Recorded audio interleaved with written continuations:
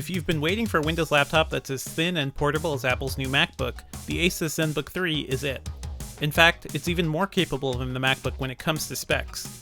But while ASUS is known for delivering plenty of value in its computers, it's less proven when it comes to building truly high-end devices. And at first glance, the ZenBook 3 screams luxury.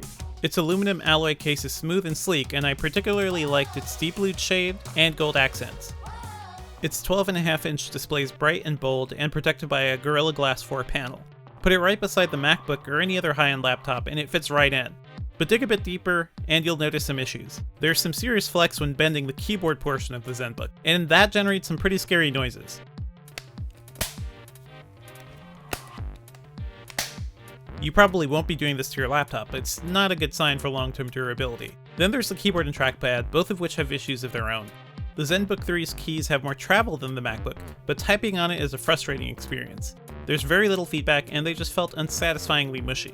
I eventually got used to it, but I still have far more typos when using the ZenBook than most other keyboards. The trackpad, while smooth, is pretty stiff when it comes to registering mouse clicks. It usually requires a lot of pressure, which can be a problem if you're trying to balance an already light notebook on your lap. And for some reason, ASUS thought it was a good idea to put its fingerprint sensor right on the trackpad, which renders the top right portion of it useless.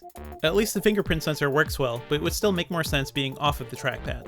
Despite those issues, the ZenBook 3 delivered some solid performance thanks to its 7th gen Intel Core i7 processor. Our review model also packed in a healthy 16GB of RAM, which helped to speed things up.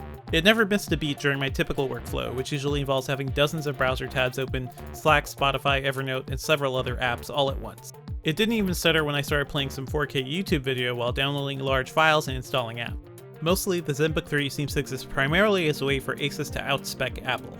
It's 11.9mm thin, while the MacBook is 13.9mm thin. It's also 10 grams lighter than the MacBook, while packing in a slightly larger display. Not that you notice such a small weight difference. While the ZenBook 3 has just one USB-C port for charging and data, ASUS includes a mini dock which includes a standard USB 3 port, an HDMI port, and a USB-C port which is just used for charging.